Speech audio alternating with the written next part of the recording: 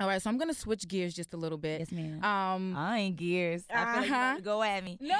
Okay. I remember watching Making the Band and seeing where you came from, the reality show, Diddy picking Danny D. Kane, and then also simultaneously your boyfriend Q at the time. You guys had a very public, romantic, blossoming relationship that people kind of grew watching your love develop. And then he went off to do Day 26, and then you went off to do Danny D. Kane. It seemed like a match made in heaven for as far as reality shows go on. Both of you guys seem to be living out your dreams, and then a public relationship. How did that affect your relationship moving forward? I'm just not a public person, and so that was difficult for me to even do that, and he knew it, and MTV knew it as well. So they tried to be as respectful as possible. That's why everything was really beautiful, and I didn't even want them to know. We were like sneaking around for like the longest, but I think the hard thing about that is you have to grow in this business. And when the cameras go off, you start to see the skeletons and you start to see the demons that come with this business. And like what? What kind of skeletons and demons? No, I mean, people your relationship. Just in general, like people are snakes, and if you're not ready for it, you can get corrupted by it. Meaning, like you can believe the hype, you can get lost in it. And for me, I was in a different place, and I think Q was in a different place, and it made for us to kind of collapse. Okay, so I remember he did something very bold. He proposed to you over Twitter. He didn't propose. So what was that about? That's another thing. What I mean, when you're a genuine person and you're a good person, like he was genuinely a cool person. He's a young guy. He didn't look at it. He was just saying how he felt on Twitter, in a like kidding way, not kidding way, but like I love her. I wish. And people took it. And when I saw it, I didn't even realize he had did it. And then because you didn't respond, and people thought that maybe you didn't. Confused. No, I didn't, because it's Twitter. Like, I don't give a shit. Like, it's Twitter. And I think, for real. Like, and so for me, I was so confused. And then he felt so bad because he was like, yo, they blew this way out. And then he felt like, oh my God, that's not even what it was. It's just things like that. Like, he was really just really vulnerable and really open. And in this business, you have to be a little bit guarded. You cannot let people come in, because 9 times out of 10 they don't have the right motives. So with your career going the way that it's been going, and then him not being with Day 26 anymore, was there some sort of jealousy that happened? No, I don't think that. I don't think that he's that kind of person.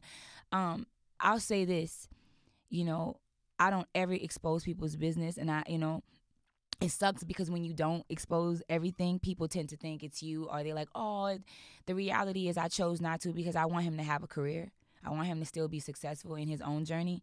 So I'll just say I made a choice that was best for me, and it was a good look for me to move on. And I wish him the best of luck in everything that he does. And he knows, the reality of everything. And I think he respects that and understands that. And that's why he chooses to be amicable about it and moving on forward. I just made a choice that was really the right decision for me. Okay. So are you dating? I just am attempting to start because it was a really hard transition for me. But it's interesting. I'm trying again. We'll see. Music is kind of taking up my whole entire life. I mean, I could kind of relate to what you're saying, because being in this business and you're public, and then being a woman, and then having a career. It was just embarrassing. You don't want to be like, it's embarrassing. Your family's out there. Like, you don't want to be embarrassed. You don't want people to find out I ain't like your whole life, and then be like, feel so sorry for you. I don't want nobody to feel like it is what it is, and then to try to go back out, and then people still want that to be the reality because they've seen it and loved it. You with another person and they enjoy it. You don't want to have to answer that question. You don't want to have to let that be the focal point. And for me, music has always been. I want people to look at me and be like, "Yo, I respect you as an artist." I want that to always be the first conversation. And that's something that I fought really hard for, but I couldn't get because of the show. And I think now I've tried to stray away from it so much that I'm just starting to get into the dating thing, because it's hard for people to be comfortable with one thing and then see a different thing. And then, because that becomes the focal point. Who are you dating? Oh, how is that? And it's not, it makes it hard for both parties. It does, but I think that people kind of relate to other people's love lives. Love life. Whether they want it, they're in it, they're going through Right. it, they've been there. So I think it's a good thing sometimes to be vulnerable, because then Right. people can relate to you, and you're not just an artist, but you're an artist that have experienced these things. Just Right. like someone like Mary J. Blige. Right. You know, the reason why we mess with her music is because we believe it. Right. It's so believable. We know that she's been through this pain. So then we're like, yes, Mary, I feel you. Right. But I think that with all of your experiences and everything that you've been through, I'm That's sure what that I'm saying. your I've been new a little album bit is of vulnerable for a while. That's a but good thing, it's though. a great thing. It's a great thing. But that's with this album, this EP. What's the name of the album? Armor On. Armor on. Okay, Yeah, like hard armor. Mhm. Okay. And I think it's so relatable to what I've gone through, and I think I had to be honest. I had to be raw. And with this musically, it kind of just, people are like, it's so different than what you did with the mixtape, A Telltale Heart. And I was like, it's not. It's just, you have to evolve.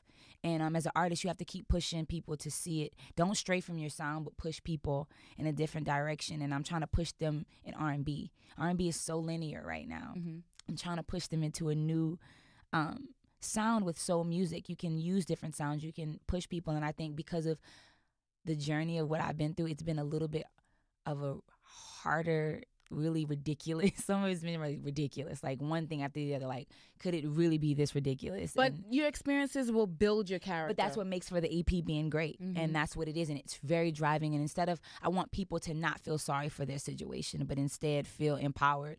And Armor On is that. It's very much like, don't feel like I'm in the worst situation. Feel like, all right, there's going to be a lot of bricks. So let me go put on this armor right quick, and let me see what I have to do and go for it, and then let it just bounce off you. And that's kind of how the sound of the EP sounds. It sounds like you're very aggressive in what you feel, and it's like everything is just literally coming at you really hard. It's really well done. Well, I'm glad that you're dropping this EP.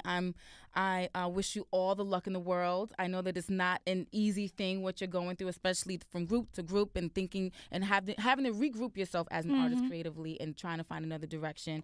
The album is available on iTunes, Yes, right? available on iTunes right now. Go get it. And it's called Armor On. And I think you guys will really love it. I think word of mouth is the biggest thing for me right now. And I think if people can get out there and tell a friend, people have really been giving it a lot of great reviews. We just went to about.com and they said, it's not your average R&B, but they said we really, it's a sonic treat. And I thought that was really dope that they said that. I just thought about something. So now that you're not with Dirty Money, your name is simply Dawn. Yeah, it's Dawn Richard. I'm not with Bad Boy either.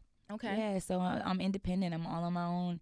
And that's something that people didn't expect Puff to do. And I really, really appreciate that of him. And I think it's really dope that he did something that people thought he wouldn't. Let you go. Let any artist go. Isn't that dope? That is dope. And no hard feelings. Everything's good. I love him. I love him. I love him for what he did. I love the team for what they are and what they've created, what they've given me. And that's what's up. Like, I really do appreciate that. Now, with that being said, I just got your first single. Bombs Away. Bombs Away. Yes. And it's definitely a club banger. There's nothing vulnerable about this.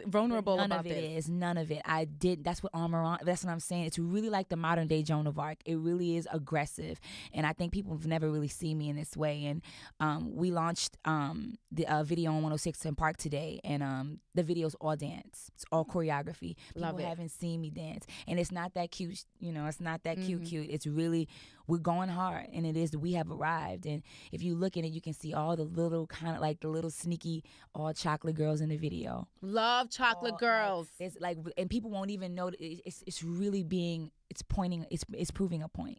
Well, this is the chocolate girl movement because I'm a chocolate girl Brown myself. Girls, get it in. Right now, New York City. Here's Dawn's new single, Bombs Away. Let's check it out.